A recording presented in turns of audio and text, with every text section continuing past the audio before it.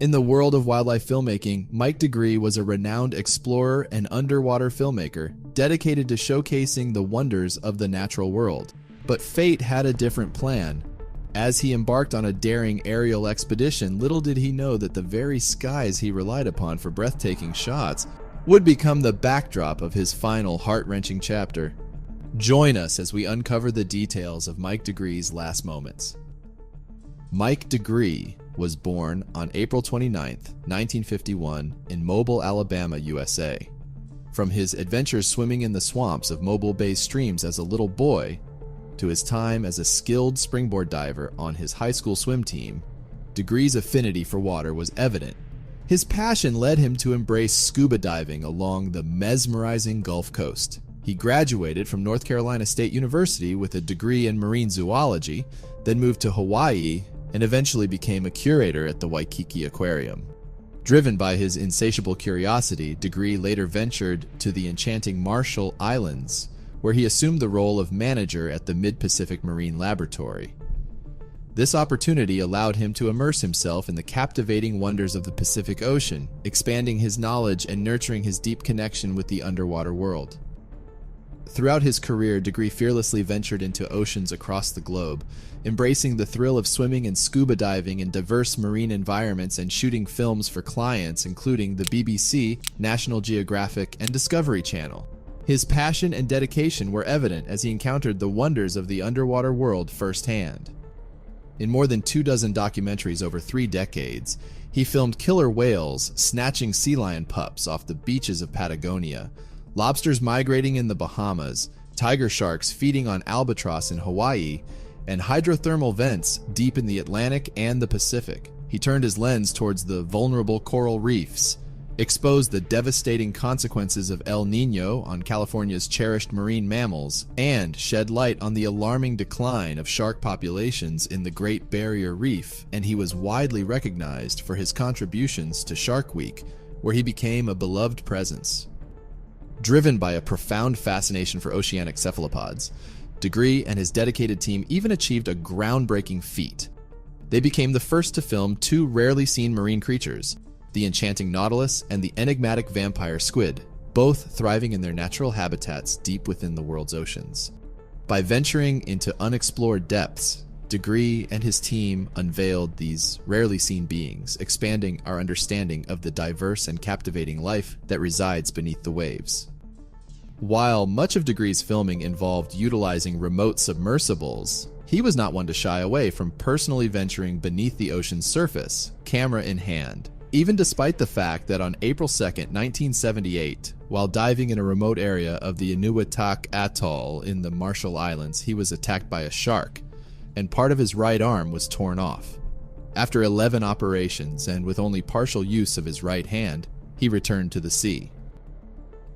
In 2002, DeGruy's exceptional cinematography on The Blue Planet Seas of Life, a sweeping exploration of the world's oceans and their inhabitants, garnered significant recognition. His remarkable talent earned him both an Emmy Award and an accolade from the esteemed British Academy of Film and Television Arts, solidifying his status as a visionary in the field.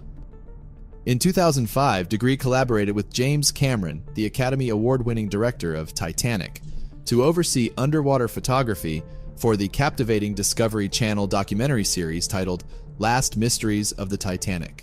This groundbreaking project utilized submersible cameras to navigate the intricate passageways of the sunken ship, unveiling unseen rooms and artifacts that lay undisturbed since the fateful sinking in 1912.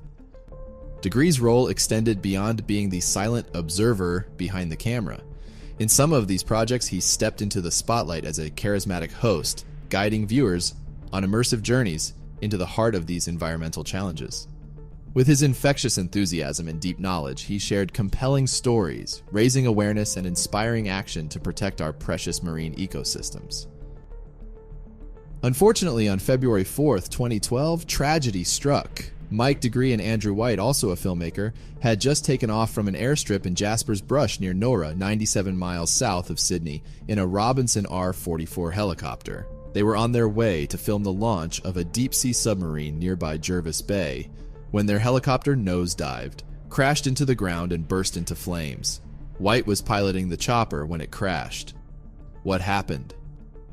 A report revealed that, soon after the helicopter lifted off, White noticed his side door was open when he was 10 feet off the ground and reached out to close the door. In attempting to shut the door, the pilot probably let go of the cyclic control from the normal right control hand, allowing for an unintended abrupt nose-up pitch and the helicopter tail hitting the ground, the report said. The helicopter then pitched nose down and rolled to the right, resulting in the right landing gear skid and the main rotor blades making contact with the ground. Tragically, a fire erupted from the fuel tanks, ultimately claiming the lives of both men involved, as concluded by the report. This accident highlights the importance of ensuring all doors are secured prior to takeoff, the report said. That said, the opening of a door in flight will not normally affect the operation of an R-44, but the instinctive reaction to immediately deal with such an event can be quite strong. The ATSB advised pilots in a similar situation to leave the door open or land to close the door. The Robinson R-44 is the world's best-selling civilian helicopter, a top choice among flight schools, sightseeing companies, police departments, and recreational pilots. However, it also is exceptionally deadly. Between 2006 and 2016, Robinson R-44 helicopters were involved in a concerning 42 fatal crashes in the U.S., surpassing all other civilian helicopter models, according to an in-depth Times analysis of the available National Transportation Safety Board accident reports. To put this into perspective, the fatal accident rate for Robinson R-44 SS stands at 1.6 incidents per 100,000 hours flown, a rate almost 50% higher than any of the 12 most frequently used civilian models whose flight hours are monitored by the Federal Aviation Administration. These figures underscore the significant safety challenges associated with this particular helicopter model and call for enhanced measures to ensure the well-being of aviation passengers and crews. However, the company president, Kurt Robinson, argued that the vast majority of Robinson accidents are the fault of pilots, not the machine, and that many are students or hobbyists with little time at the controls. When people say that ours have more accidents than the others, well, ours are not being flown by professional people, Robinson said. Ours are being flown much, much more at the entry point of the market. At the same time, the R-44 helicopter also faced significant concerns related to post-accident fires, primarily due to damage to the aluminum fuel tanks, which could lead to fuel leakage. In response to these safety issues, the company initiated proactive measures in 2009 by incorporating bladder-type fuel tanks in all newly manufactured R-44 helicopters. Additionally, Service Bulletin SB-78 was released on December 20, 2010, mandating that existing R-44 helicopters equipped with all aluminum fuel tanks be retrofitted with bladder-type tanks. This retrofitting aimed to enhance the fuel system's resilience against post-accident fuel leaks. These initiatives were crucial steps taken by the company to address the fuel-related vulnerabilities in the R-44 model and prioritize the safety of both passengers and crew. Unfortunately for Mike and Andrew, these safety measures came too late.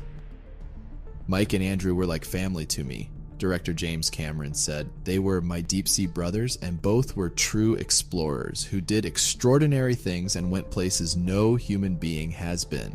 They died doing exactly what they loved most, heading out to sea on a new and personally challenging expedition. Cameron continued. Andrew was kind and loyal, full of life and a sense of fun, and above all, a careful planner who stressed safety to everyone on his team every single day. It is cruelly ironic that he died flying a helicopter, which was second nature to him, like driving a car would be to most people. Andrew White co-wrote and produced the cave diving thriller Sanctum, which took in more than $100 million worldwide in 2011. Cameron had just appointed White to head the Australian office of his 3D company when the crash occurred. On February 12, 2012, hundreds of people from near and far gathered in the Fess Parker Doubletree Rotunda to pay tribute to Mike DeGruy for the award-winning filmmaker, globe-trotting adventurer, and beloved community member he was, with the deep blue sea, bobbing boats, and weekend waterfront bustle in the background. All of his family and friends offered the sentiment that DeGruy's joyous, friendly, and enthusiastic spirit continues to live on, and encourage those in attendance to go forth and carry out his mission of teaching the younger generations and protecting the ocean. Before his untimely demise, DeGruy had been working on 4 projects in production, with his wife and production partner Mimi Armstrong DeGruy. When I went through that footage, the stuff where he was so angry, I was heartbroken that he hadn't been able to take that message public, Mimi said. I started the process around 9 months after Mike died, working on it very, very slowly for a while because, truthfully, I just couldn't handle seeing him on film.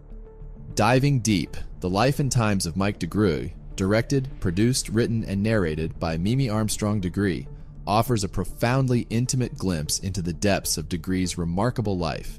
This extraordinary documentary, a labor of love that took over 6 years to create, emerged as a heartfelt tribute to DeGruy's enduring legacy. Diving Deep is a remarkable piece of filming that paints a vivid portrait of DeGruy's adventurous spirit and his profound impact on the world of underwater exploration. The documentary showcases captivating footage from his films and underwater work, immersing viewers in the breathtaking beauty of the oceans that he so ardently captured.